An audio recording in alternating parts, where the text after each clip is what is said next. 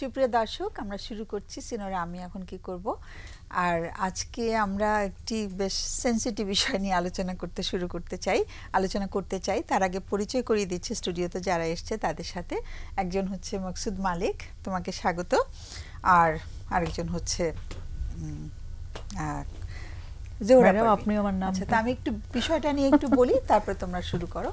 তো আজকে বিষয়টা হচ্ছে যে আমাদের যখন আমরা ক্লায়েন্টদের নিয়ে কাজ করি, পরকীয়া নিয়ে প্রচুর ঘটনা শুনতে হয় আমাদের, যে কোনো একজন কাপলদের মধ্যে কোনো একজন হয়তো আরেকটি সম্পর্কে জড়িয়ে গেছে।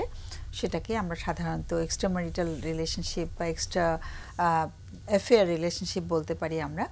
তো সেই ধরনের ঘটনা যখন ঘটে এবং অন্য একটি পার্টনার যখন সেখান থেকে কষ্ট পায় এবং সেখান থেকে বেরিয়ে আসতে খুব অনুরোধ করতে থাকে তাকে, যে জড়িয়ে গেছে, তখন সে বারবার করে বলতে থাকে যে আমাকে একটু সময় দাও, আমি সময়টা পেলে তাহলে আমি বেরিয়ে আসতে পারবো। তো এই যে সময় চাইতে থাকে বারবার করে, এটা খুবই কমন। যেহেতু আমি কাপল নিয়ে অনেক কাজ করি, আমি খুবই কমনলি পাই জিনিসটা, যে আমাকে একটু সময় দাও। এখন সময় বলতে কতটুকু সময়, কোন সময়, আর সময় দিলে তাতে কি হবে, এই যে ব্যাপারটা, এটা আসলে মানে সঙ্গীকে খুব ভাবিয়ে তোলে। যে সঙ্গী তখন খুব দুশ্চিন্তায় পড়ে যায় যে সে আসলে সময় দেবে কি না, বা সময় দিলে আসলে কি হবে। তো সেটা নিয়ে আজকে আমরা আলোচনা করব। তো আমি তো আগেই পরিচয় করিয়ে দিয়েছি স্টুডিওতে যারা এসছে তাদের সাথে। তো কে বলতে চাও প্রথমে? বলবো? থ্যাংক ইউ মকসুদ ভাই। সাধারণত একদম শুরুতেই আমি যদি বলি যে যেই ব্যক্তি এই সমস্যাটা ফেস করতেছেন, যে স্পাউস, স্বামী বা স্ত্রী, আমার বলতে সুবিধা হবে, সাধারণত মানে পুরুষরাই এটা করে, আমার এক্সপেরিয়েন্স আছে, কিন্তু মেয়েরাও ভালোভাবে বলো না, আমি এই জন্য বলার সুবিধার্থে আমার এক্সপেরিয়েন্স থেকে যেটা বলছি, যে আচ্ছা ঠিক আছে স্পাউস বলি। তো স্পাউস যদি এটা করে, একদম শুরুতেই এটা একটা সিদ্ধান্ত নেওয়ার বিষয়। সিদ্ধান্ত নেওয়ার যে ধাপগুলো আছে, যে আমি আসলে এই মানুষের সাথে থাকবো কি থাকবো না। এখন আমাদের যে সমাজ, সংস্কৃতি এবং ধর্ম সবকিছু মিলিয়ে যে অবস্থাটা, সেখানে ছেড়ে দেওয়া, ডিভোর্স দেওয়া, এটা একটা সহজ কথা না। তো সেই কারণে এটা একটু ভাবতে হয় যে আচ্ছা তাহলে আমি কি চাই। তো ম্যাক্সিমাম ক্ষেত্রে যদি এটা সিদ্ধান্ত নেওয়াটা এত সহজ হইতো, তাহলে আমার ধারণা 90 to 95% হয়তো 100-তে 90 থেকে 95 জন ডিভোর্স দিয়ে দিত। এটা আমার এমনিতেই একটা আমার ক্লিনিক্যাল এক্সপিরিয়েন্স থেকে ধারণা। আমি যেটা বলতে চাচ্ছি, যে যদি ব্যক্তি চিন্তা করবেন ব্যক্তি কি চান, উনি প্রথমে সিদ্ধান্ত নেবেন। যদি উনাকে এখানেই থাকতে হয়, তাহলে এই একটা দুষ্ট চক্রটা একটু মাথায় রাখতে হবে দর্শকদের, যে একটা দুষ্ট চক্রের মধ্যে সম্পর্কটা যে ঘুরপাক খায়। আমি দর্শকের জন্য একটু দেখাচ্ছি, বুঝতে হয়তো ইজি হবে ওনাদের। কি দেখা যাবে? দেখা না গেলে তুমি, আচ্ছা, একটা চক্রের মধ্যে সম্পর্কটা কষ্ট পেতে থাকে। যে হাজব্যান্ড পরকীয়া করলেন বা স্ত্রী পরকীয়া করলেন, স্পাউস জেনে গেলেন, দেন হাজব্যান্ড ক্ষমা চাচ্ছেন, অনুরোধ করতেছেন। আবার অনেকে আছে এখনকার যে চলন, যে জুতা পরিয়ে দেওয়া, শাড়ির কুচি ঠিক করে দেওয়া, রাত 12টার সময় আইসক্রিম খেতে লাভ দিয়ে গিয়ে, মানে খুব কেয়ার করেন, এটাও আছে অনেকে। এবং ওয়াইফ মেনে নিলেন, আচ্ছা ঠিক আছে। এই যে একটা চক্র তৈরি হয় এবং সম্পর্কটা কষ্ট পেতে থাকে। সাপ লুডো, এটা জানি না এই রূপকটা ম্যাচ করবে কিনা, অনেকটা সাপ লুডো খেলার মতো। যখন খুব যত্ন আত্তি করে, ভালো সম্পর্ক যায়, মই দিয়ে উপরে উঠে, আবার সম্পর্কটা সাপে গিলে খেয়ে ফেলে, আবার জেনে যায়, এটা একটা চক্র। তো এই জিনিসটা একটু মাথায় রাখা দরকার, যে কোন একটা যদি প্যাটার্ন চলতে থাকে, তাহলে ওই প্যাটার্নটাকে ঘুরিয়ে দেওয়া দরকার। আমি বলবো যে যিনি সমস্যাটা ফেস, স্বামী বা স্ত্রী, ওনাকে এই প্যাটার্নটার মধ্যে থেকে বের হয়ে যে করবেটা কি, তাহলে আমি মনে করি যে এমনভাবে কথা বলা, খুবই দৃঢ় স্বরে, দৃঢ়ভাবে জানানো, যে জানতে পারলো যে তার স্বামী বা স্ত্রী, তার যে পার্টনার একটা সম্পর্কে জড়িয়েছে, জি, এই যে বলার ধরন ম্যাডাম। এবং আমি আমার যে ক্লিনিক্যাল এক্সপিরিয়েন্স, সেখানে আমি দেখতে পাই যে এই সম্পর্কটা ঘুরতে থাকে একটা চোর পুলিশ একটা প্রক্রিয়া দাঁড়ায়। ওয়াইফ সমানে খুঁজতে থাকে, মানে স্বামী বা স্ত্রী পার্টনার সমানে খুঁজতে থাকে, এবং যিনি কাজটা করছেন, পরকীয়া যিনি করছেন, ওনার মাথায় না ঠিক মতো মেসেজটা ঢুকে না যে আমি এটা করতে মানে করাটা যে ঠিক না বা কিছু। এটা একটা একটা অস্বস্তিকর একটা খুবই অপ্রত্যাশিত একটা সাইকেল ঘুরতে থাকে যে চোর পুলিশ খেলার মতো অবস্থা। তো আমার কাছে মনে হয় যে এখানে যে বসে যে নেগোসিয়েশনটা, কথা বলা, সেখানে কথা বলার যে ধরন, এই জায়গাটা খুব ইম্পর্টেন্ট আমার কাছে লাগে। তো এখানে প্রয়োজন হলে একজন মনোবিজ্ঞানীর সাথে কথা বলে যে কনফিডেন্সের জায়গাটা ঠিক করে নিয়ে খুব দৃঢ় স্বরে এমনভাবে কথা বলা, অ্যান্ড পরবর্তীতে ওই চোর পুলিশের অবস্থায় না গিয়ে। এখন দৃঢ় স্বরে তো আমরা বলতে পারি না, আমাদের পরিবার পারিবারিক শিক্ষাটা আলাদা, সেখানে আমরা পরে আসি। আমাদের একটা ফোন অপেক্ষা করে আছে, মাকসুদ পরে আসি তোমার কাছে। হ্যালো, আসসালামু আলাইকুম। ওয়ালাইকুম সালাম, শুনতে পাচ্ছি আমরা সবাই। জি, প্রথমেই আমি বাংলা ভিশনকে ধন্যবাদ জানাচ্ছি এত সুন্দর একটা অনুষ্ঠানের আয়োজন করার জন্য। Thank you so much. আর আমি নিয়মিত অনুষ্ঠানটি দেখে থাকি। তো ম্যাম, আমি যে বিষয়টা আজকে শেয়ার করব, মানে আজকের বিষয়ের সাথে এটা মানে সম্পর্কযুক্ত না, এটা আমি গত সপ্তাহে ফোন কোনো অসুবিধা নেই, আমরা সব সমস্যাই শুনি। আমরা তো একটা টপিক নিয়ে আলোচনা শুরু করি, তো but any topic, we welcome any topic. হ্যাঁ, আচ্ছা ঠিক আছে। আচ্ছা, আমার ছেলের বয়স হচ্ছে 17+। আচ্ছা, ও ইন্টারমিডিয়েট ফার্স্ট ইয়ারে পড়ে, এবছর ভর্তি হলো। এখন ওর সমস্যাটা হচ্ছে, মানে ওর খুব একটু চুপচাপ স্বভাবের ছেলে। হ্যাঁ, ওর যখন মানে 10-11 বছর বয়স পর্যন্ত ও খুবই মানে বাবা মার কথা শুনতো, আমরা যা বলতাম যেভাবে বলতাম সেভাবেই সে চলতো। আচ্ছা, কিন্তু তখন সে একটা স্কুলে পড়তো, সে চলতো এবং তাকে তার নানা ভাই, যেহেতু আমরা দুজনেই চাকরিজীবী হাজবেন্ড ওয়াইফ, ও নানা ভাই স্কুলে নিয়ে যেত, সে যেত। কিন্তু ক্লাস 6-এ আমরা ওকে অন্য একটা স্কুলে ভর্তি করাই। সেই স্কুলটাতে সে প্রথমে বলছিল যে সে ভর্তি হতে চায় না, সে যে স্কুলে আছে সেই স্কুলে পড়তে চায়। তো তেমন খুব পিড়াপিড়ি না, কিন্তু আমরা ইন্টারভিউ দেওয়ালাম, সে টিকলো, ভর্তি হলো।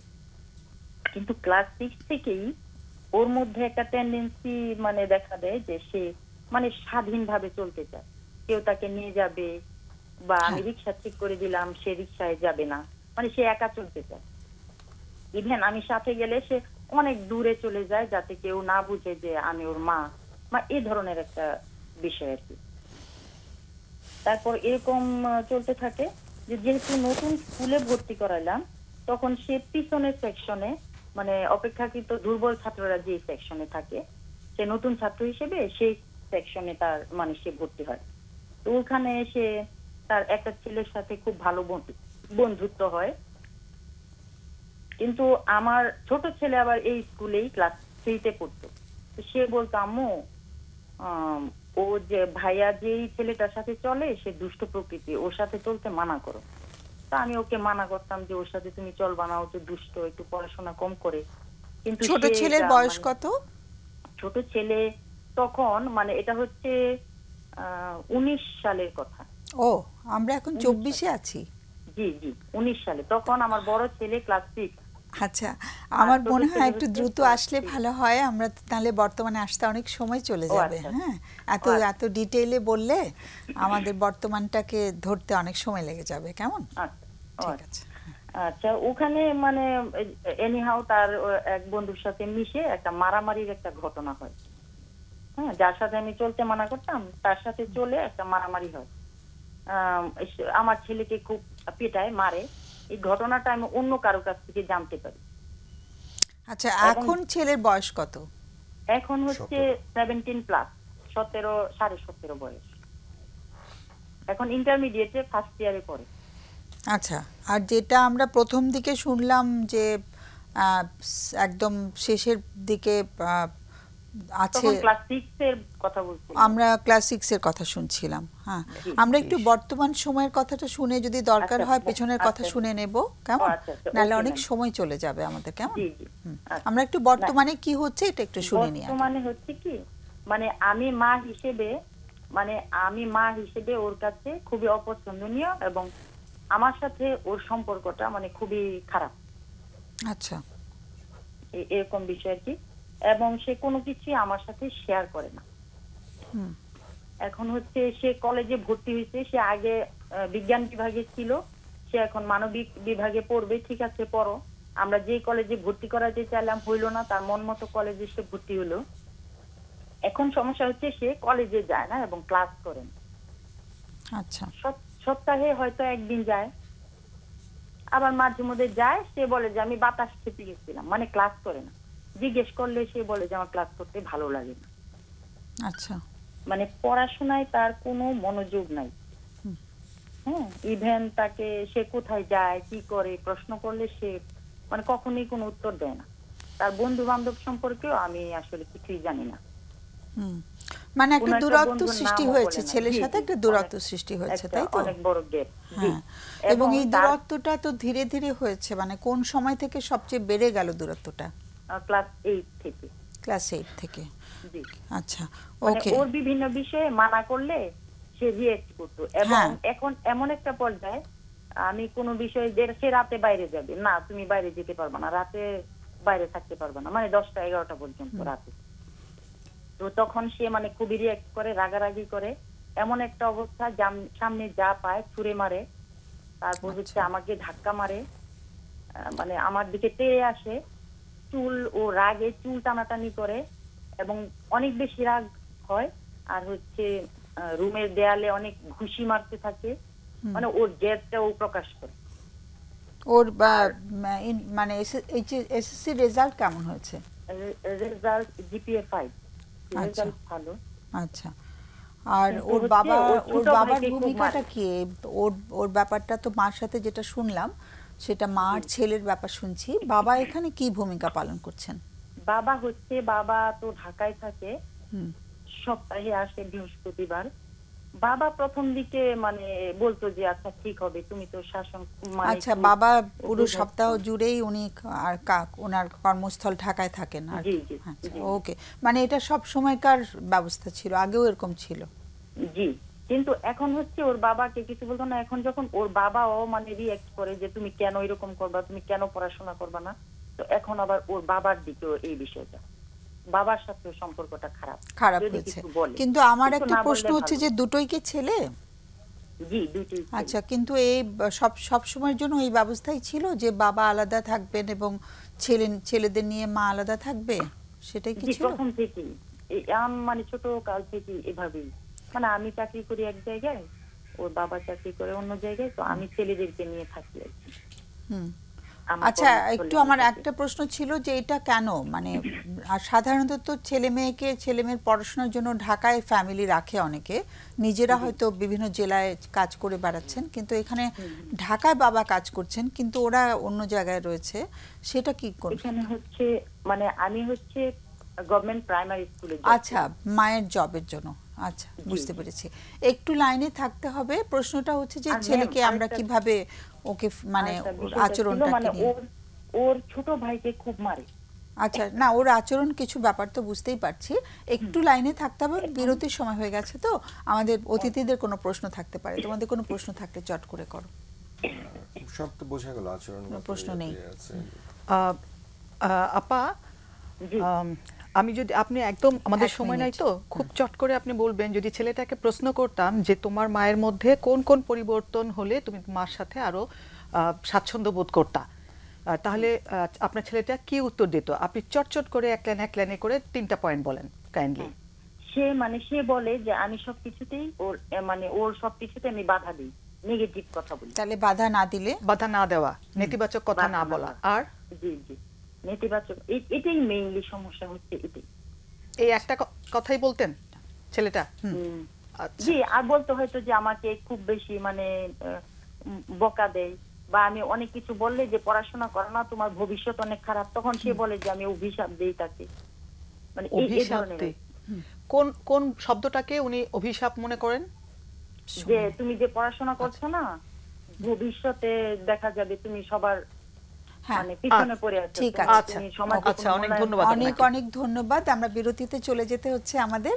আমরা বিরতি থেকে এসে বিষয়টি নিয়ে আলোচনা করব, কেমন? আচ্ছা আমাদের ম্যাম, মানে এটা কি কোনো মানসিক আমরা সমস্যা কিনা? বিরতি থেকে এসে আমরা এই বিষয়টা নিয়ে আলোচনা করব, কেমন? এটা কি কোনো মানসিক সমস্যা কিনা সেটা আমরা আলোচনা করব। অনেক অনেক ধন্যবাদ ফোন করার জন্য। সুপ্রিয় দর্শক, আমরা একটা ছোট্ট বিরতিতে যাচ্ছি, ফিরে আসবো একটু পরে।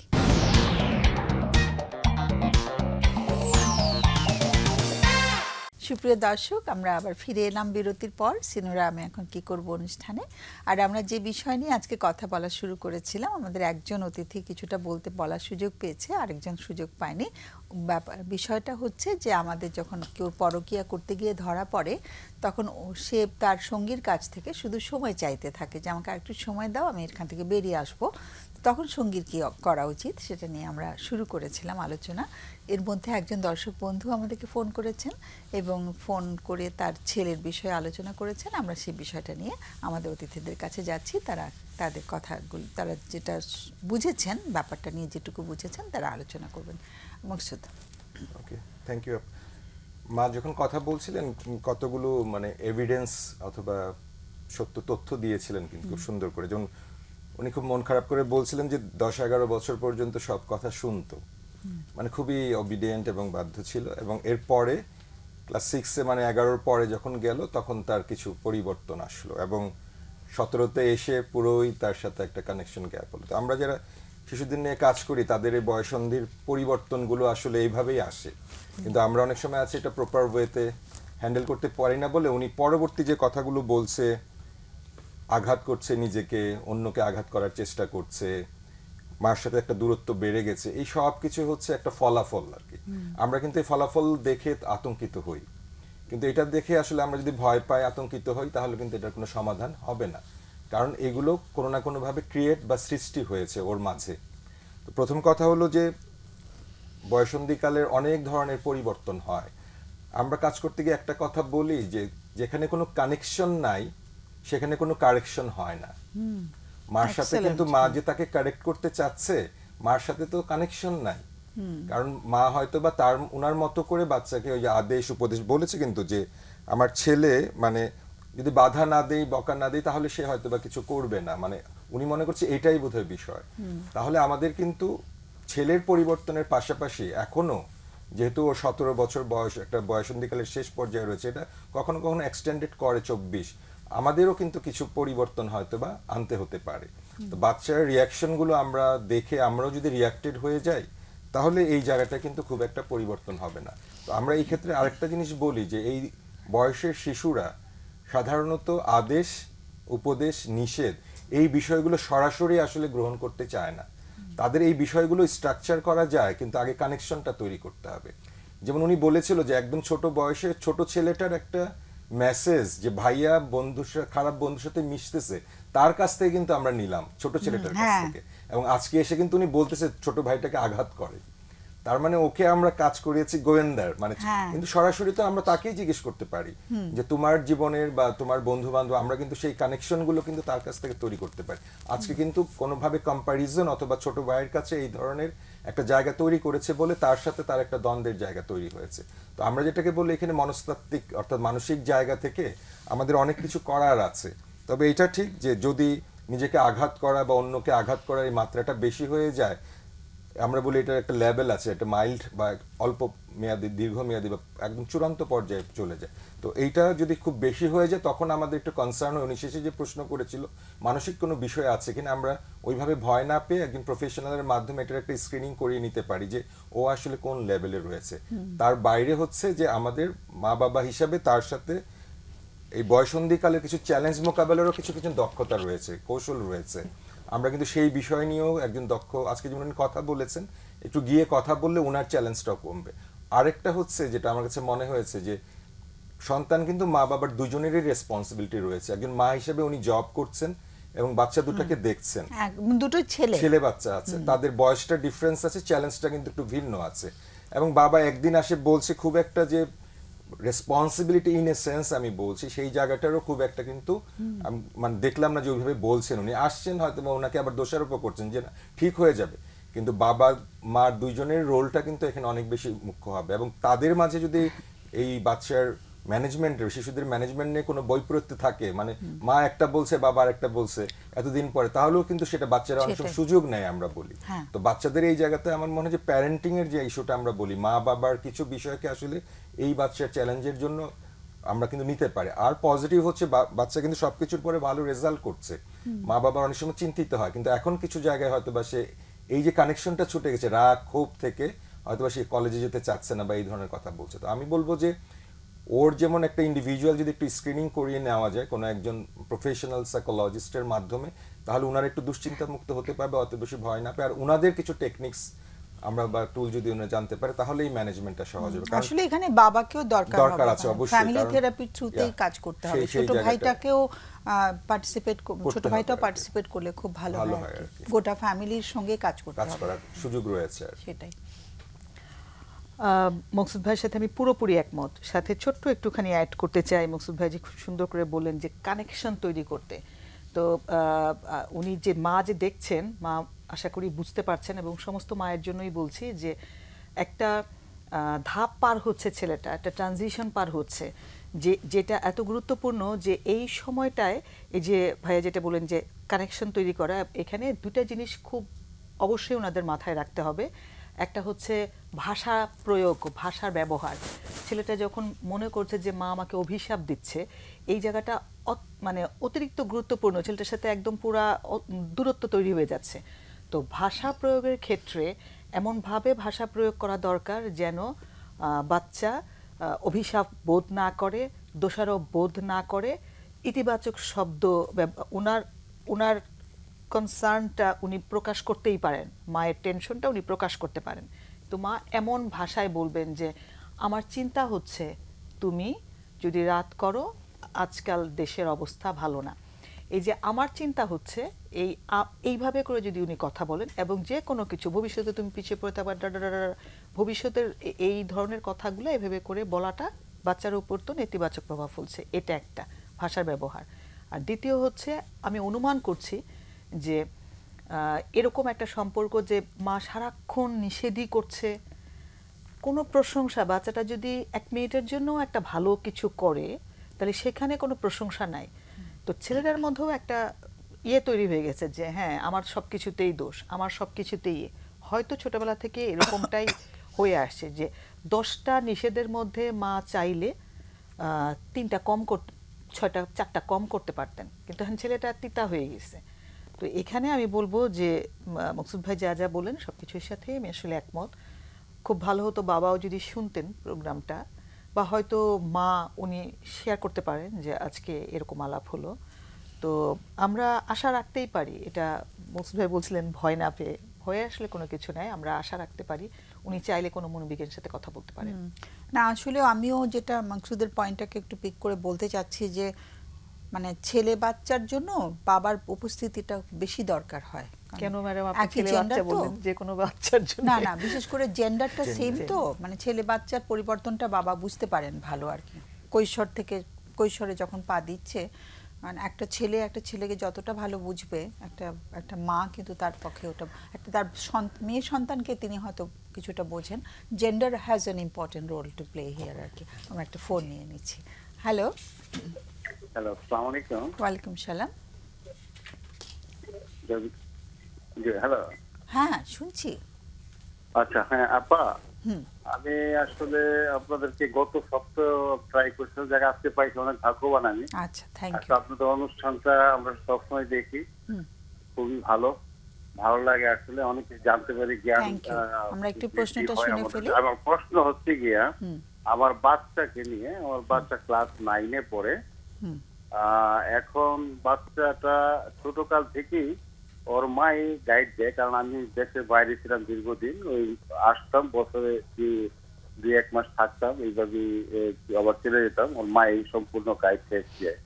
কিন্তু আগে যেরকম বাচ্চা কথা শুনতো, এখন কথা শোনা, তারও কিছু কারণ আছে। দেখা যায় যে বাহিরে এক হচ্ছে ইদানিং পড়াশোনার চাপ তো তেমন নাই, বাহিরেও কিছু ফ্রেন্ড স্টাফ আছে যারা ওই যে আশেপাশে যায়, খেলাধুলা করে আবার চলে আসে। কিন্তু ওর যে পরিবর্তনটা, যে ক্লাস 9-এ পড়ে, তো এখন এই যে পরিবর্তনটার সময় আবার ওর যেমন আগে যে বিহেভটা ছিল ওরকম না। ওর মার সাথে কোন শাসন করলে আমি যখন টেলিফোন করতাম প্রায় ওর আম্মু আমাকে জানাইতো যে ছেলেটা কথা শুনে না, সবসময় একটু ওর সাথে দূরত্ব চলে আসতো ওর মার সাথে এবং ওর সাথে। তো বাই দ্য ওয়ে আমি যখন চলে আসলাম দেশে, এখন আমি আসার পরবর্তীতে দেখা যেতেছে প্রথম 2-1 মাস আমার কথা ভালোই শুনতো, এখন দেখা যাচ্ছে আমার সাথে কথাটা মানে তার যখন তার কোনো অন্যায়কে যদি আমি বুঝায় বলার চেষ্টা করি, প্রথম দিকে কয়েকদিন শুনছে, এখন দেখি যে না আসলে ও আগের চেয়ে সম্পূর্ণ চেঞ্জ। মানে আচ্ছা, একটা উদাহরণ দিয়ে বলা যায় যে একটা অন্যায় করেছিল, সেই অন্যায়টা কি ছিল সেরকম যদি যেমন ওর যদি বলি পড়তে বলি আমি যে এখন পড়ার না অন্যায় যদি পড়তে বলাটা তো একটা ইনস্ট্রাকশন দেওয়া হচ্ছে, কিন্তু একটা অন্যায় করেছে সেটা করতে মানা করেছি, কোন অন্যায়টা করেছে?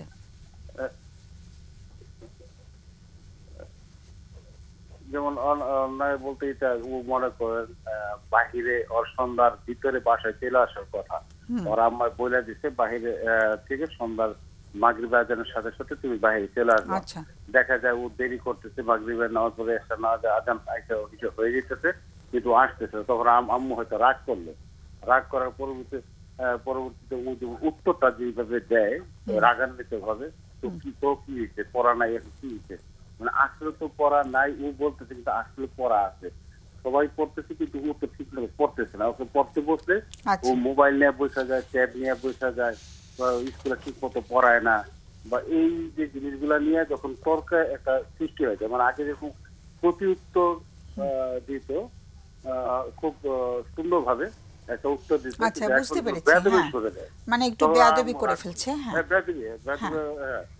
বেয়াদবি করতে করতে এমন পর্যায়ে চলে গেছে যে অনেক সময় আম্মুকে ধাক্কা দেয় বা আম্মুর সাথে একটু মানে একটু শারীরিক শক্তিও প্রয়োগ করছে, শক্তি প্রয়োগ করতেছে। সেটাই। হ্যাঁ, তো প্রশ্নটা কি এটাই যে কিভাবে ওকে ম্যানেজ করা যেতে পারে, ওর বিহেভিয়ারটা কি করে ম্যানেজ করব, এটাই কি প্রশ্ন? হ্যালো, লাইন কেটে গেছে, হ্যালো, লাইনটা কি বিচ্ছিন্ন হয়ে গেল? একটু আগে যা বলছেন কেটে গেছে, মানে কাছাকাছি মনে হলো ব্যাপারটা। আমরা কি আলোচনা করব, যেহেতু বিচ্ছিন্ন হয়ে গেছে? আমরা আলোচনা করি না? হ্যাঁ, আলোচনা করি। মোটামুটি তো দর্শক আগের কেসটা কি শুনেছেন কিনা কে জানে। ঠিক আছে, আমরা বলবে মাকসুদ? হ্যাঁ, বলা যায়। প্রথম কথা হলো যে আপনি যখন বলছিলেন যে এমন একটা আচরণের কথা বলেন, মানে যেটা তাকে নিষেধ করেছেন এবং সে একটু অন্যরকম অযাচিত আচরণ করেছে, বাবা কিন্তু অনেকক্ষণ খুঁজতে হয়েছে, কিন্তু উনি প্রথমে কিন্তু বলছিল পড়ালেখা। তার মানে আমাদের পড়ালেখা তো আসলে আমাদেরও ভালো লাগতো না, পড়ালেখা। এখন একটা বাচ্চার কার ভালো লাগতো, বাবাটার ভালো লাগতো, সেটাও যায়। মানে পড়ালেখা তো অবশ্যই ইম্পর্টেন্ট। যেমন আগের যে কেসটা ছিল সেখানে বাচ্চা অনেক ভালো রেজাল্ট করেছে, সন্ধ্যার পরে আসার পরে যখন বলছে পড়ালেখা ফিরে যখন এসছে তখনও তার প্রথম প্রশ্ন ছিল মার পড়ালেখা আছে, পড়ালেখা করো না। তো আমাদের কথা হলো যে বাচ্চাদের মনোজগতের বিকাশের জন্য পড়ালেখা তো অবশ্যই একটা ইম্পর্টেন্ট ইস্যু আছে, কিন্তু তাদের কিন্তু আরো ভালো লাগা ভালোবাসার জায়গাগুলো আছে, এবং বয়স কিন্তু একটা ফ্যাক্টর, কারণ সেও ক্লাস 9-এ পড়ে, সো 15-16 ইয়ার্সের একটা বিষয় হবে। আগে শুনতো এখন শোনে না, মানে এটা কিন্তু একটা কমন কমপ্লেন। তাহলে বয়সন্ধিকালের চেঞ্জেস তো আছে, আদেশ উপদেশ ওনারা দিচ্ছে, অর্ডার করছে, সেই জায়গাটা বাবা এসছে, বাবারও প্রথম 2-1 দিন হয়তো বা শুনতো, এখন সেই জায়গাটায় বাবাও কি আসলে মা যে বিষয়গুলোকে দোষ ত্রুটি ধরতো উনিও যদি সেই সেন্টার্ড হয়ে যায়, বাবাকে তো সে প্রতিপক্ষ ভাববে। তার মানে আমরা কিন্তু সন্তানকে যে কথা বলছি, আপা যেটা বলছিল ভাষা, আমরা হয়তো বা সন্তানটাকে আমাদের প্রতিপক্ষ হিসেবে দাঁড় করে ফেলেছি। মানে মা বাবা হচ্ছে এক পক্ষ আর সন্তান, আমরা তো কেউ কারো প্রতিপক্ষ না, আমাদের একটা ফ্যামিলি। তাহলে আমাদের বাচ্চাদের পড়ালেখার বাইরেও তাদের সৃজনশীলতা বিকাশ, উনি আবার বলে যে ল্যাপটপ অথবা মোবাইল নিয়ে বসে, তাহলে এর বাইরে আমরা করছিটা কি? তার জন্য বলা হয় যদি আমরা সারাটা দিন আমাদের বলতে ব্রেইনে কেমিক্যাল রয়েছে, অনেক পজিটিভ কেমিক্যালও আছে, সেইটা বের করার জন্য আমাদের বাচ্চাদের জন্য কি আসলে আমরা বিকল্প কোনো কিছুর ব্যবস্থা করি কিনা? আমরা বলি যে এই যে বাচ্চাটা ফিরে এসছে, দেরি হতেই পারে, আমরা কি কখনো শুনেছি যে তোমার যে দেরি হলো কি করেছো সেখানে একটু শেয়ার করো তো, তুমি তো বন্ধুদের সাথে আড্ডা দিচ্ছ, চলো আমাদের সাথে একটু শেয়ার করো কি করো তোমরা। আমরা কিন্তু বাচ্চাদের মনোজগতের ওই আড্ডার ওই বিষয়গুলোর ভিতরে কিন্তু ঢুকতে না পারি। কিন্তু মানে আমরা যে মানে বাক্যগুলো বলে দিচ্ছি, আমার কাছে মনে হচ্ছে যে সম্পর্কের গাঁথুনিটা না হলে না এই বাক্যগুলো কাজে লাগবে না। তার মানে ওই যে বলছি যে প্রথমে আমরা কানেকশন তৈরি করার জন্য তাদের তুমি ভিতরে যেটা বলেছিলে যে কারেকশন না হলে কারেকশন হয় না, তাহলে যেভাবে কথা বলি না কেন কাজে দিবে না। তাহলে আমরা বাচ্চার অনুভূতি, তার জীবন প্রতিদিন যে যাচ্ছে, কেমনটা যাচ্ছে, আমাদের সেই ভিতরের বিষয়গুলোর জন্য আমরা এই কথাটা সবসময় বলি, কোয়ালিটি টাইম নামে একটা কথা বলি আমরা, যেখানে পূর্ণ মনোযোগ দিয়ে একটা বাচ্চাকে শুনতে হয়। শুধু শোনা না, তার মুখের ভাবগুলো খেয়াল করা, যে ওর আসলে মুখের মধ্যে একটু বিষাদ নাকি ও কি আসলে ভালো আছে, আনন্দ দেখতে পাচ্ছি, এই যে খেয়াল করা, বডি ল্যাঙ্গুয়েজ গুলো খেয়াল করা, এটা কিন্তু খুব জরুরি, যে বাচ্চার মুখের দিকে তাকিয়ে যেন বুঝতে পারি আমার বাচ্চাটা কেমন আছে, তাই না? এবং একটা কথা উনি বলেছেন, দেশের বাইরে যখন ছিল মার কথা বলছে, মানে বাচ্চা খারাপ আচরণ বা ওই জিনিসটাই কিন্তু শেয়ার হয়েছে, তার মানে তারও যে অনেক পজিটিভ বিষয়গুলো রয়েছে আমরা সেটারও কিন্তু মূল্যায়ন করি। আমরা কিন্তু একসময় বলি যে আমার বাচ্চার ভালো মন্দ সহ আমি তোমাকে গ্রহণ করছি, এরকম একটা হাগ যদি আমরা দিতে পারি, জড়িয়ে ধরতে পারি, কানেকশনের যে কথা বলছি, এটা অনেক বেশি পাওয়ারফুল হয়। কিন্তু আমরা তার নেগেটিভ বিষয়গুলো আমাদের একদম মাথার সামনেই রেখে দিই, যে ওর এটা আচরণটা ভালো না, এটা ভালো না, ফলে হয় কি তুমি এটা ঠিক করেছো কিন্তু আরো চারটা খারাপ করেছো, বললে যে ঠিকটা কিন্তু হারিয়ে যাচ্ছে, তখন আমরা যদি আমাদের বাচ্চাকে আমরা ভালোবাসি, এই প্রকাশটার জায়গায় যদি ইমোশনাল অ্যাটাচমেন্ট, আমরা যেটা বলি আবেগীয় যে বন্ধন আছে, আমরা এটাকে অনেক সময় ফোকাস না করে চিন্তাগুলি, আমার ছেলের ভবিষ্যৎ কি, পড়ালেখা হচ্ছে না, বাইরের বন্ধু কার সাথে, অনেক ধরনের চিন্তা কাজ করে, কিন্তু দুশ্চিন্তা, ওর সাথে যে আমার একটা অনুভূতির জায়গায় একটা ভালো বন্ধন দরকার, ওর আনন্দ, ওর রাগ, ওর কষ্ট কিসে আছে, আমরা কি সেটা নিয়ে একটু সময় ব্যয় করতে পারি কিনা? কারণ এই বয়সে এই জায়গাটা যখন পায় না, আমরা বলি, তখনই কিন্তু বাইরের অনেক জায়গায় তারা যুক্ত হয়, যেখানে অনেক বিচার বিশ্লেষণ করে না, ভাবে যে আমার ইমোশন ওইখানে তো পূরণ হচ্ছে, মিটে যাচ্ছে, ফলে ওরা ওইটা করে, ওই শান্ত আইন আর মানতে চায় না। আমরা এই জায়গাটার মধ্যে দেখতে পারি যে অনেক বেশি আমরা একটু ইমোশনাল জায়গাটা বাচ্চাদের, কারণ এই অ্যাডোলেসেন্স পিরিয়ডের এই জিনিসগুলো অনেক পরিবর্তন হয়, শারীরিক, হরমোনাল বা আদার্স ইস্যু হয় আর কি। আমার কাছে এটা মনে হয় সব সময় দেখতে চাই, মানে এই প্যাটার্নটাই দেখা যায় বাবা মার মধ্যে, যে বাবা মারা তো এই জায়গায় থাকে, মানে বড়, ওনাদের অভিজ্ঞতা বেশি, ওনাদের জায়গা থেকে ওনারা জানে পড়াশোনার গুরুত্ব কত, কোন চাকরি করতে হবে ইত্যাদি ইত্যাদি, ওই দুশ্চিন্তাগুলাই ঝাড়তে থাকে বাচ্চাটার উপরে। কিন্তু উনি যখন নিজের এই বয়সে ছিলেন, উনি কিন্তু ঠিক সেম কাজটাই করছেন, মানে আমরা সবাই যে পড়তে, তো ভাইয়া সুন্দর করে বললেন। এখন এই যে গ্যাপটা, যে উপর থেকে না দেখে ওই বাচ্চাটার সমানে এসে বারবার, আজকে এটাই বলবো আমরা, যে কানেকশন তৈরি করেন, আগে কানেকশন তৈরি করেন, কোয়ালিটি টাইম করেন, তারপরে বাচ্চার অনেক কিছু যে বেয়াদবি করে, মাকে ধাক্কা দেয়, একদম শেষের আচরণটা উনি বলতেছেন, শেষের, মানে এটা তো একটা পুরা কোর্স, মা এই কথা বললেন, বাচ্চা এটা বললো, বাবা এটা বললেন, বাচ্চা এটা যদি আমরা পুরোটা দেখি ছবির মতো করে, শেষেরটা বেয়াদবি করে, মাকে ধাক্কা দেয়, কিন্তু শুরু থেকে নিয়ে যে আপনি আপনার আচরণের মধ্যে কোনটা পরিবর্তন করলে ঘটনাটা এই পর্যন্ত যেত না, এই প্রশ্ন যদি আমি বাবা মা দুজনকেই করি, পরিবর্তনটা ওনাদের দিক থেকে শুরু হোক, একটা রেজাল্ট ঠিকই পাওয়া যাবে।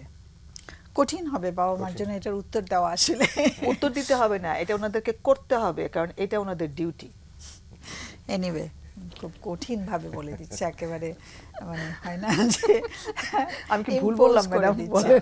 আরেকটা আপনাকে, মানে আমরা হয় কি যে আমরা ছেলে মেয়েদের নিয়ে বসতে পারি, আর এইটা কিন্তু হয় না, আমরা বলি না যে কোয়ালিটি খাবারের সময় আমরা একসাথে একটু বসতে পারি, ইভেন বাচ্চাদের ইন্টারেস্টের কোনো একটা বিষয় যদি সেটা কোনো একটা সিনেমা হয়, আমরা তাদের সাথে বসতে পারি। আপনি দেখেন ইন্টারেস্টটা জানে কিনা অনেক বাবা মা, আমরা জিজ্ঞেস করি না, আমরা তো আমাদেরটাই করি, কিন্তু এই কথা বলাটা, মানে আলোচনা বলা, শেয়ারিং এন্ড কেয়ারিং কিন্তু আরেকটা শব্দ আছে, শেয়ার করলেই কিন্তু কেয়ার হয়, যে আচ্ছা বাবা বসো, আচ্ছা সমস্যাটা কি, চলো আমরা কথা বলি, আমারটা শুনতে হবে, দেন ইটস, ওই বাচ্চাও যদি বলে সবসময় আমারটা শুনতে হবে, দ্যাটস অলসো কেয়ার। আমরা কেউ কারো প্রতিপক্ষ না, আমরা সেটাই ফ্যামিলি মেম্বার হিসেবে কথা বলতে ফোন নিয়ে আসি।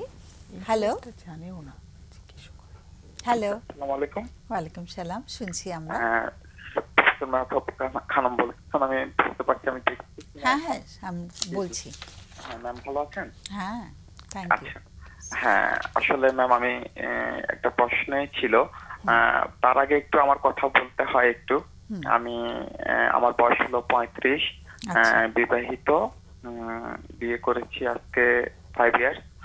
আর আমি কিছু ওষুধ খাচ্ছিলাম আমার টিনেজ বয়স থেকে। সেটা আমাদের সে ওষুধগুলো একটু বলি। ওষুধের নামগুলো বলার দরকার নেই, আচ্ছা, sorry, কিন্তু কেন ওষুধ খেতে হচ্ছিল সেটা যদি আচ্ছা সেটা বলি। আচ্ছা, ওষুধটা খেতে হচ্ছে, একটু ডিপ্রেশন আছে আমার আগে থেকে। আর ডিপ্রেশন না শুধু, একটু তখন ওসিডি ছিল একটু, এখন নেই। এখন আমি একটা কাজ করতেছি অনেকদিন ধরে, আলহামদুলিল্লাহ।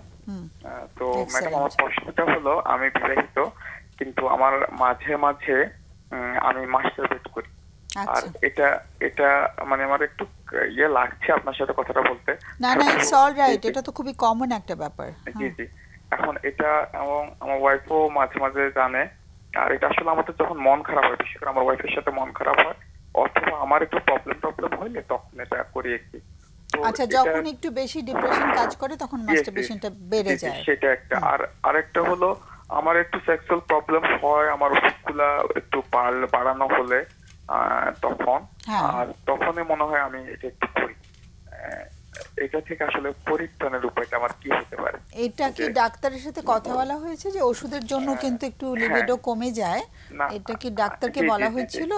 হ্যাঁ, বলার পরে উনি আমার একটা ওষুধ কমাই দিয়েছিলেন। আচ্ছা, একটা ওষুধ কমাই দিয়েছিলেন। আমি মোট 3টে ওষুধ খাই, তার মধ্যে একটা ওষুধ কমাই দিয়েছিলেন, 2টা চলতেছে এখন।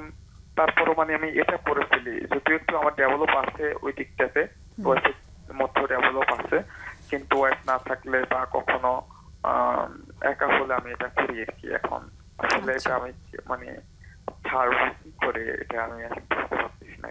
আচ্ছা, ওকে। একটু জানতে চাচ্ছিলাম যে মানে শুধুই কি ওসিডি নাকি ডিপ্রেশনটা, ক্লিনিক্যাল ডিপ্রেশনেরও একটা ব্যাপার রয়েছে? মানে ওসিডির জন্যই কি ওষুধটা খাওয়া হচ্ছে?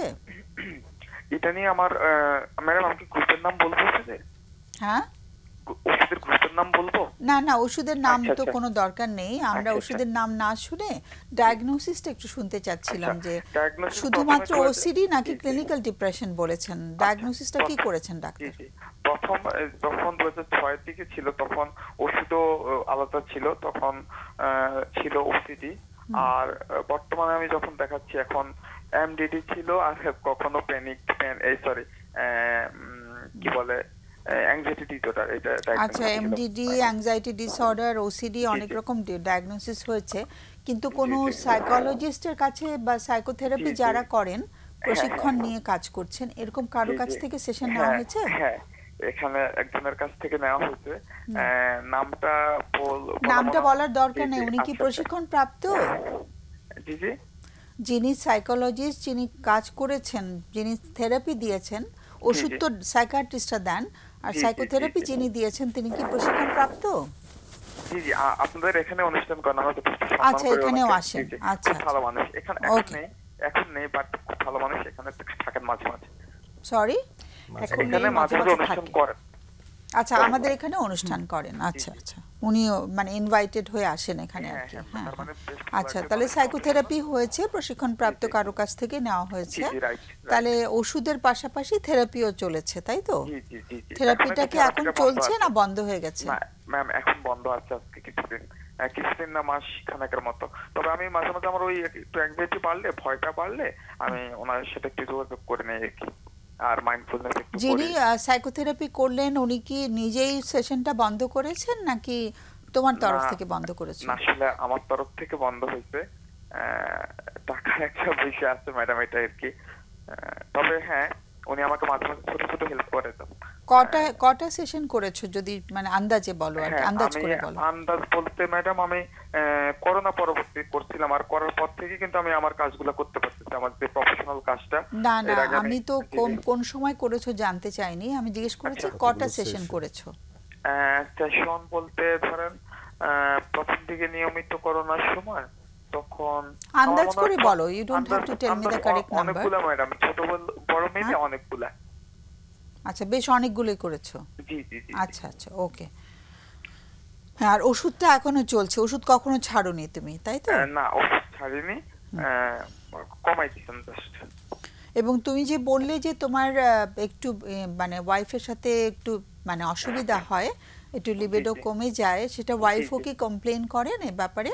ওয়াইফ আসলে আমার ওয়াইফ ধৈর্যশীল, বেশ অনেক ধৈর্যশীল, এবং আমাদের 5 বছর আমাদের কোনো বেবিও নাই।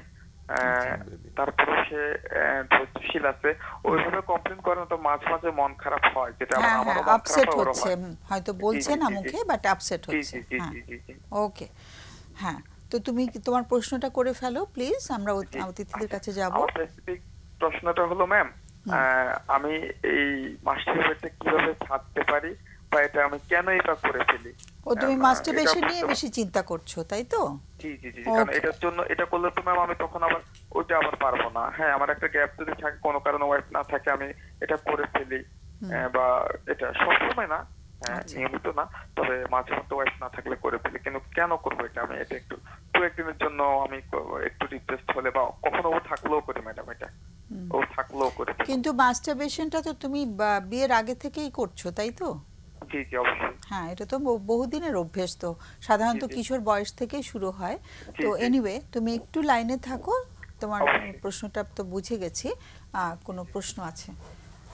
দর্শক, আমি একটু পরিষ্কার হতে চাচ্ছি যে আপনি বলছিলেন একটু ডিপ্রেসড হলেই আপনি মাস্টারবেট করে ফেলছেন, বা ওয়াইফের সাথে মন খারাপ হলে করে ফেলছেন, জি, জি। আমি কি ঠিক শুনেছি? তাই বললেন জি, জি। আপনি? জি জি, এটাই বললাম। আচ্ছা, আর আপনি আহ, আহ, বন্ধ করতে চান কেন? চাই কয়েকটা কারণের মধ্যে একটা কারণ মেইন হলো, কারণ কি? যে মেইন কারণ হলো, এটা করলে আমার ওয়াইফের সাথে আবার, মানে আমরা তো বেবি চাই, এখন আমি তো তখনও একটা কি বলে ইজাকুলেশনে, তো বোধহয় বলে ইজাকুলেশন হয়ে যায়, আমার সিমেন নষ্ট হচ্ছে। তো এটা এটা মেইনলি একটা কারণ। আর তাছাড়া এটা তো মানে আমি তখন তো আমার ওয়াইফের সাথে ঠিক মতো পারবো না এটার জন্য, যেহেতু আমার এমনিতে একটু সমস্যা হয় মাঝে মাঝে ওর সাথে। এমনিতে মাঝে মাঝে কি সমস্যা হয়?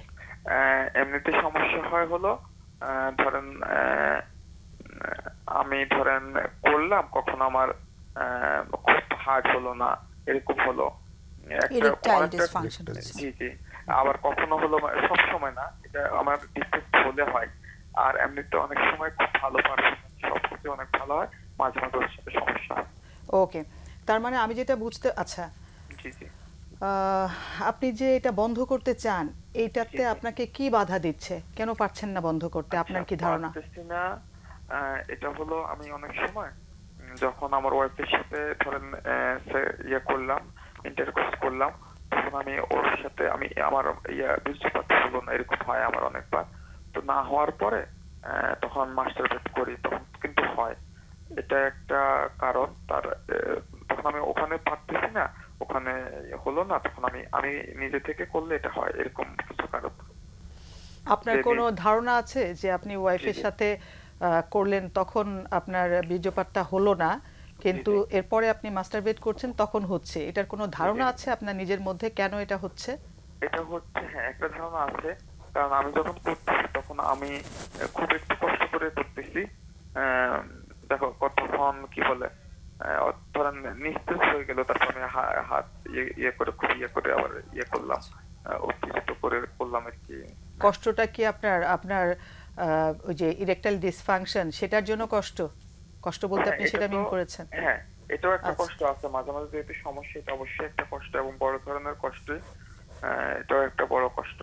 আচ্ছা, আপনার ওয়াইফের সাথে আপনার মানসিক সম্পর্ক, মানে রিলেশনশিপটা এক কথায় কেমন? হ্যাঁ, এক কথায় হলো, ও আমাকে খুব ভালোবাসে, আমি ওকে খুব ভালোবাসি। আর ও আমাকে অনেক ছাড় দেয়। ভালোবাসে।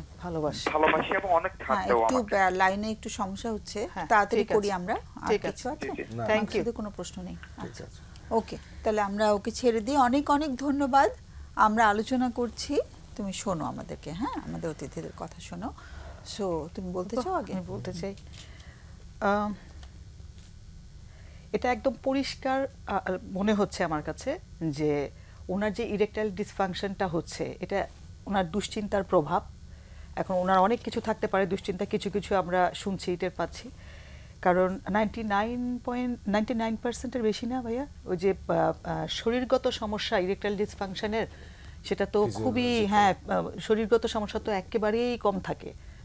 99%ই তো হচ্ছে 90% এর উপরে বলা হয়। আমি শুনছি 99%, মানে anyway, it's more than একদম 90%। হ্যাঁ। তো এই যে বিষয়টা উনি যদি মাথায় রাখেন, তার মানে উনার ইরেকটাইল ডিসফাংশনটা হচ্ছে দুশ্চিন্তার প্রভাবে, তার মানে পরিষ্কার যে উনার দুশ্চিন্তা মুক্ত সময় থাকলে আমি ব্যাখ্যাটা কেন ইরেকটাইল ডিসফাংশন হচ্ছে ব্যাখ্যাটা করতেছি না। হ্যাঁ, দর্শককে শোনালাম যে এটা হচ্ছে মনের প্রভাব, মনের কারণে শরীরের উপর প্রভাব। এবং আমি একটা জিনিস বুঝলাম না, ডিপ্রেসড হলে মাস্টারবেশনের সাথে সম্পর্ক কি? তখন তো আরও না করার কথা। তো এইটা হচ্ছে আমার কাছে আমাকে ভাবাচ্ছে যে উনি, আমি জানি না ওনার ওসিডি ছিল, উনি বলেছেন যে ওনার ওসিডি ছিল, সেটা এখন নাই, এখন নাকি ওরকম নাই, উনি আছে এখনো? আচ্ছা, তাই যদি হয় এবং উনি এটা ওনার মাথার মধ্যে একটা সংযুক্তি হয়ে গেছে যে আমার খারাপ লাগছে, মন খারাপ লাগছে, এখন যদি আমি মাস্টারবেট করি তাহলে আমার ভালো লাগবে। এটা শরীরগত কোনো বিষয় না, এটা ওনার মাথার মধ্যে দুটো জিনিস যুক্ত হয়েছে, নাম্বার 1। এবং বীর্য নষ্ট হয়ে যাচ্ছে, ওই যে মাস্টারবেট করলে পরে আবার করতে পারবো না, এই সমস্ত কিছুর একটা পাকের মধ্যে যে উনি পড়েছেন, এখানে কোনো বিজ্ঞানসম্মত কোনো কারণ নাই। এত অল্প সময়ে আসলে ওনাকে সব কয়টা কথা বলা যাবে না।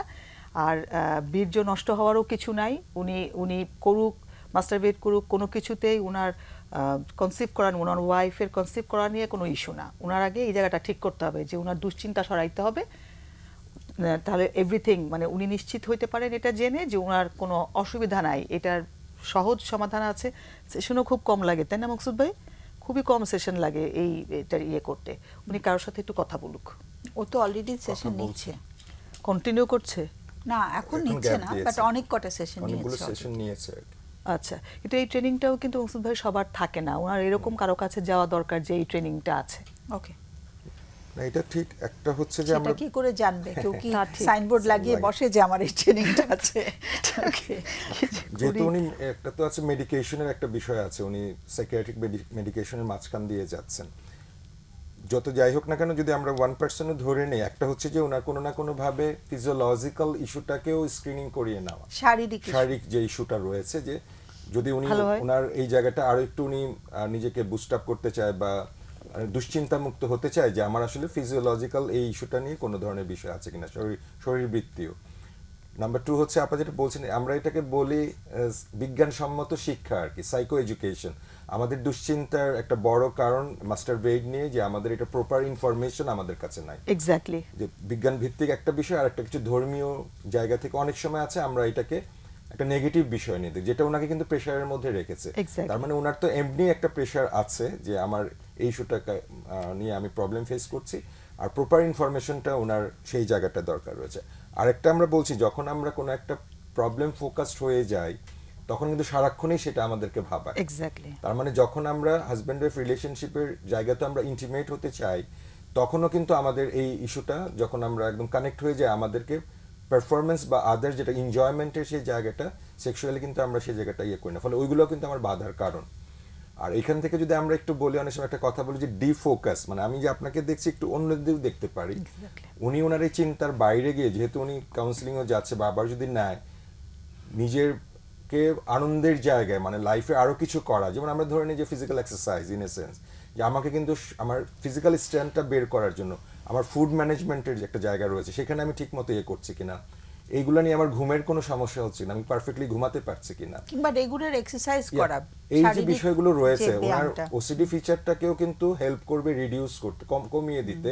কারণ আমরা যত বেশি ফাংশনাল হব বডিলি, আমাদের ওই স্ট্রেসটা কিন্তু বডিতে কিছু স্ট্রেস থাকে আমার, সেটাও কিন্তু রিলিফ হবে। অর্থাৎ আমি বলবো যে জীবন চক্রের মধ্যে যতক্ষণ জেগে আছি, কিছু কিছু নতুন ইনিশিয়েটিভ এনে যদি আমি ওই চিন্তাটা একটু ডিফোকাস করতে পারি, পজিটিভ লাইফে আমার ব্রেন কেমিক্যালের চেঞ্জ আনতে পারি, তখন কিন্তু আমার একটা পরিবর্তন আসবে।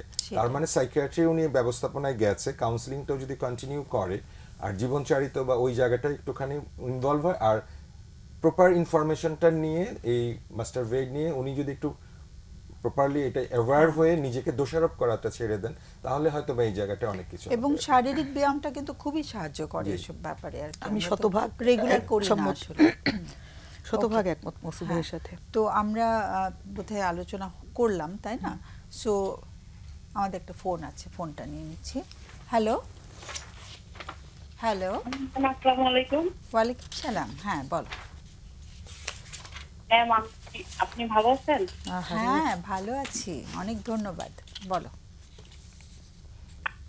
ম্যাম, আমার সমস্যা হচ্ছে আমার হাজবেন্ড আমার কাছে মনে হয় যে আমাকে আমার সংসার আমার বাচ্চাকে প্রপার টাইম দেয় না। আচ্ছা। আর এটার জন্য আমার অনেক বেশি রাগ হয়, মানে আমার ওর অপেক্ষায় থাকতে থাকতে প্রথমে মনটা ভালো থাকে, তারপরে আস্তে আস্তে আস্তে আস্তে আমার মানে ওর প্রতি অনেক রাগ হয়। তখন দেখা গেছে বাসায় আসলে তখন আমার মুড অফ থাকে বা অন্য ইয়ে থাকে, এটা নিয়ে আবার আমাদের অনেক ঝামেলা। আর এছাড়াও আরো প্রবলেম হচ্ছে আমার শারীরিক চাহিদা অনেক কম। কি কম? শারীরিক চাহিদা। তোমার হ্যাঁ। শারীরিক চাহিদাটা কম কার? তোমার না হাজবেন্ডের? আমার তোমার husband- কম। আচ্ছা আচ্ছা। হ্যাঁ। আমার শারীরিক চাহিদাটা অনেক কম, আর এটার জন্য আমাদের সংসারে অনেক মানে ঝামেলা হয়। অশান্তি হচ্ছে। হ্যাঁ, অশান্তি।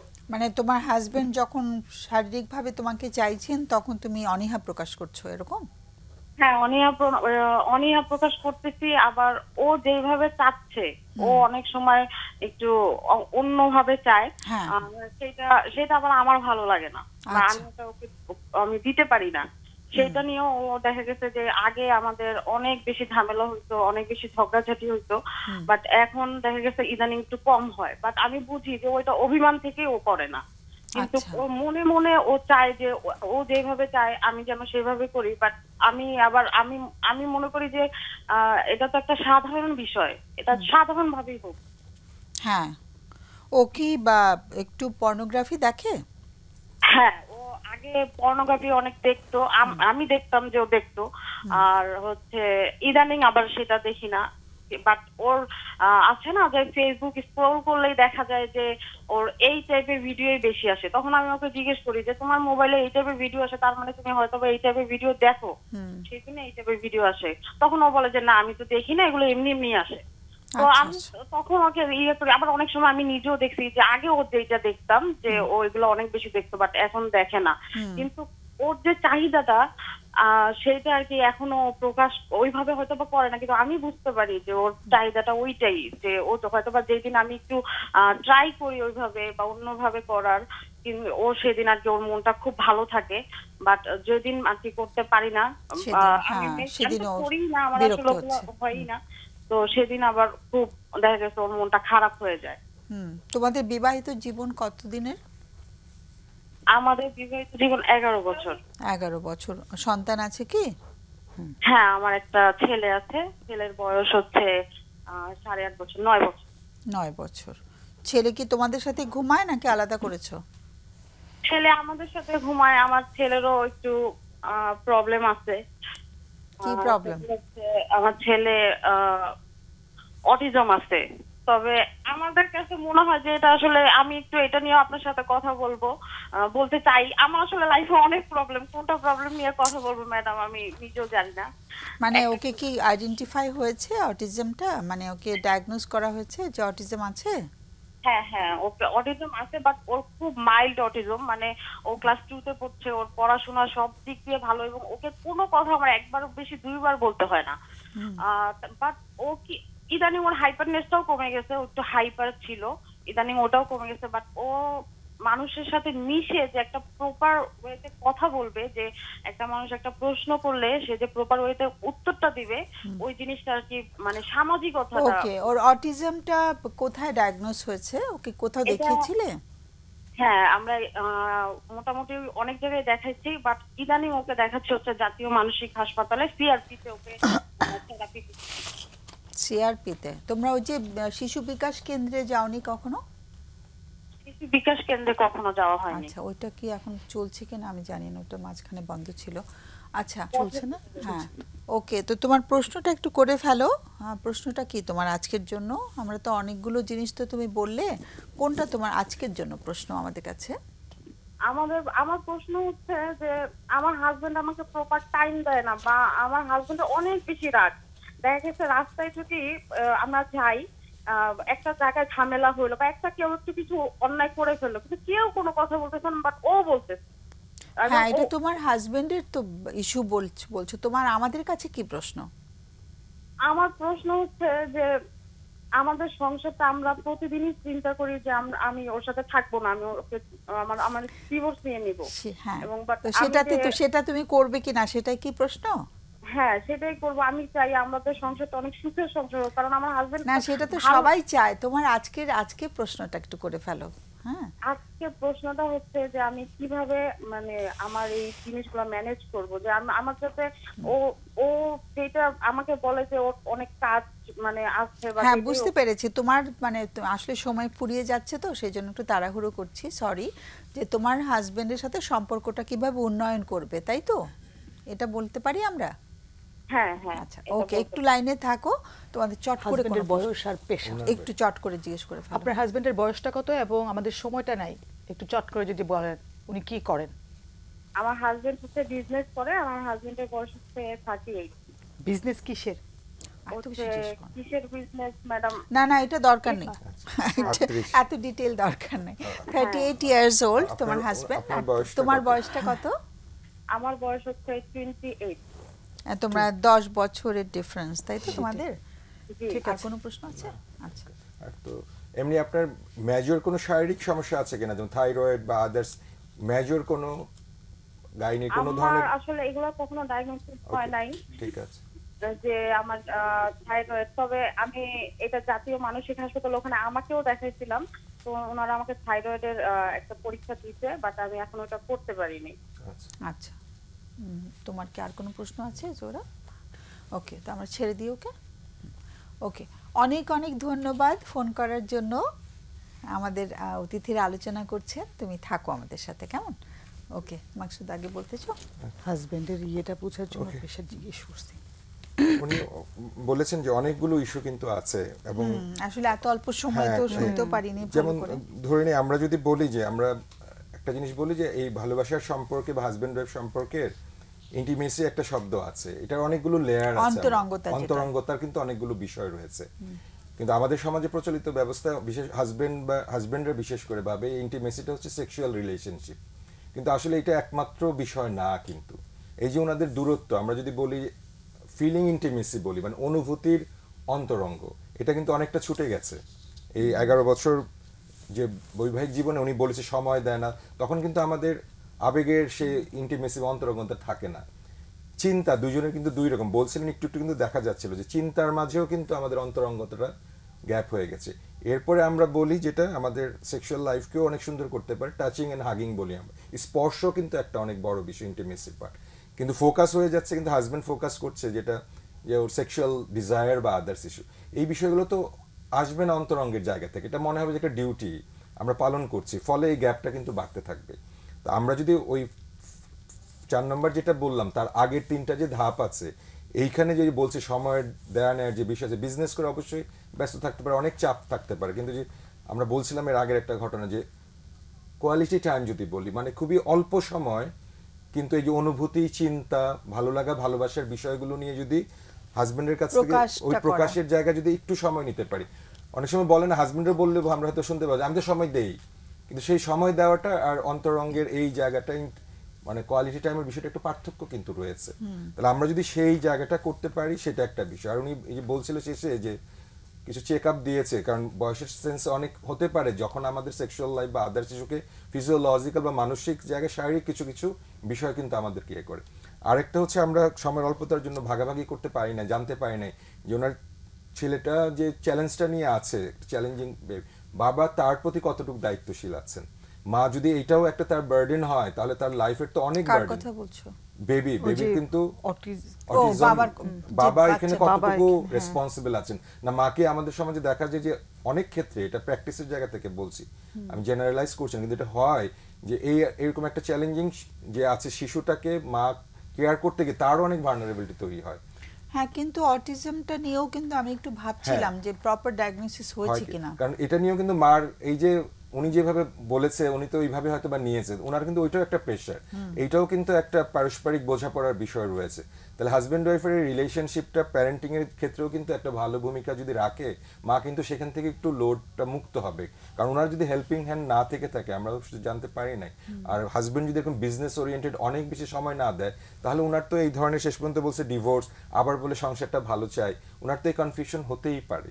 তো আমি বলবো যে ওনার এই মনোজগতের যে একটা বিশাল চাপ আছে, নিজে তো চেষ্টা করতেই পারে, আমাদের সাথে কথা বলেছে, কিন্তু একটু যদি সময় নিয়ে একজন প্রফেশনালের কাছে একটু কথা বলেন, উনি অনেক ধরনের ইনফরমেশনও ভাববেন আপনি যে বিষয়টা নিয়ে চিন্তিত, প্রপার ডায়াগনোসিসের জন্য কোথায় আবার একটু যেতে পারে, এই বিষয়গুলো কথা বলা, ওনার ফিজিওলজিক্যাল জায়গাটা মানে শরীরবৃত্তীয় যে চ্যালেঞ্জ যদি থেকে থাকে সেটার একটু কেয়ার করা। আর আরেকটা বলবো যে দিন শেষে আমি যদি শুধু হাজব্যান্ড রোলে ফিক্সড হয়ে যাই, মানে আমি ওয়াইফ হাজব্যান্ড, তাহলে আমার অন্য রোলগুলো কিন্তু আমি সেভাবে এনজয় করতে পারবো না। কারণ আমাদের জীবনে নিজের ভালো থাকার জন্য কখনো কখনো এই হাজব্যান্ড ওয়াইফ রোলের বাইরে গিয়েও আমাকে ভাবতে হবে যে আমার ভালো লাগার কি আছে। উনি হয়তোবা ওনার সেই পরিচয়টাই হারিয়ে ফেলেছে, হয়তোবা উনি বেবিটার মা আর হাজব্যান্ডের ওয়াইফ, এর বাইরেও কিন্তু ওনার ভালো লাগা ভালো থাকার অনেক বিষয় থাকতে পারে, সেগুলো খোঁজার বিষয়গুলো ওয়ে আউট হতে পারে একটু প্রফেশনাল কারোর সাথে কথা বললে, এই জায়গাটা হয়তো বা ইয়ে হতে পারে। তোমার কাছে আসছি, আমি একটা মজার কথা বলে নিই। সানন্দে একটা গল্প পড়েছিলাম, সেখানে একটা গল্পটার নাম ছিল আমার নামটা যেন কি, মেয়েটা একসময় নিজের নাম ভুলে গেছে। বলো। খুব ভালো হয় উনি যদি কোনো কাপল থেরাপি ঢাকা ইউনিভার্সিটির 2টা ফ্লোরে 2টা তালায় এটা হয়, আরো কোথাও হতে পারে, কলা ভবনে। হ্যাঁ, এটা খুব ভালো হতো, দুজন মিলে যদি একসাথে যেতেন। আর যে ডিভোর্স এবং সংসার ভালো রাখা, আমার কাছে লেগেছে যে ওনার মধ্যে কনফিউশন নাই, ডিভোর্সটা উনি চান না, এটা আমার মনে হয়েছে। এটা ওনার একটা ড্রিম যে সংসারটা ভালো থাকা, ওনার কষ্টের প্রকাশ যে মনে হয় ডিভোর্স নিয়ে নেই। তা আমার কাছে লাগছে যে উনি যেই পদ্ধতিতে চাচ্ছেন, হাজবেন্ড টাইম দেয় না এবং উনি অপেক্ষা করতে করতে হাজবেন্ড যখন বাসায় আসে তখন মুড অফ হয়ে যায়, এই পদ্ধতিটা ওনার চাওয়াটাকে পূরণ করছে কিনা। হাজবেন্ডের তো আর আকর্ষণও তাহলে হবে না যে উনি যে মুড অফ করে আছেন, হাজবেন্ডের আকর্ষণটা তো এই জায়গায়, ওই যে কানেকশনের জায়গাটাতে হাসতেছেন কেন মুকসুদ ভাই, মজা করলাম। তো এই জায়গাটায় আমার কাছে মনে হয় যে হাজবেন্ড আসলে হ্যাঁ খারাপ লাগাটা এগেইন একটা সময় প্রকাশ করতে পারি, একটা সময় তোমার সাথে একটু কথা বলতে, একটা টাইম ফিক্সড করে নিয়ে সপ্তাহে একদিন বসে কথা বলতে পারি, কিন্তু প্রতিনিয়ত যে এসে মুড অফ করে থাকাটা, তাহলে হাজবেন্ড তো আকর্ষণ বোধ করবে না, এটা একটা। আর হাজবেন্ড পর্ন দেখে, আমার মনে হয় ইংলিশ মুভিও দেখে, আমি জানি না যে ওই যে বিভিন্ন ধরনের যে বিভিন্ন পোস্টে, আমি জানি না উনি কি চান বা কি আশা করেন। তো ওই জায়গাটায় ওয়াইফ মাঝে মাঝে মেনে নেন কেন, মানে এখানেও কিন্তু একটা নেগোসিয়েশন, পরিষ্কার কথা বলে একটা নেগোসিয়েশন করা দরকার, এবং ওই একই কথা কানেকশনটা দরকার। আমি বলবো যে উনি সরাসরি কথা বলুক এবং মুড অফ করে না থাকুক প্রতিনিয়ত। এখানে যে life is multi storied, problem is one story only. Okay, অনেক সুন্দর কথা বলেছো, আমরা শেষ করি। হ্যাঁ, একেবারে সময় শেষ। সুপ্রিয় দর্শক, একদমই সময় শেষ, আমাদের বিদায় নিতে হবে এখন। আর আগামী অনুষ্ঠানের বিষয়বস্তু হচ্ছে রাগ। রাগ যে আমাদের একটা অনুভূতি, রাগটা কি সবসময় সমস্যা তৈরি করে, নাকি আমাদের রাগটা একটা সমস্যার মানে কিছু গতি করতেও সাহায্য করে? রাগটি কি আমাদের অনেক পজিটিভ কিছু দিতে পারে, কোনো সময় আমাদেরকে জীবনে কিছু পজিটিভ কিছু দেয় রাগ, নাকি সবসময় রাগ খুব খারাপ জিনিস, সেটা আমরা আলোচনা করব আগামী অনুষ্ঠানে। সেই পর্যন্ত সবাইকে অনেক অনেক ধন্যবাদ এবং শুভকামনা জানিয়ে শেষ করছি। শুভরাত্রি।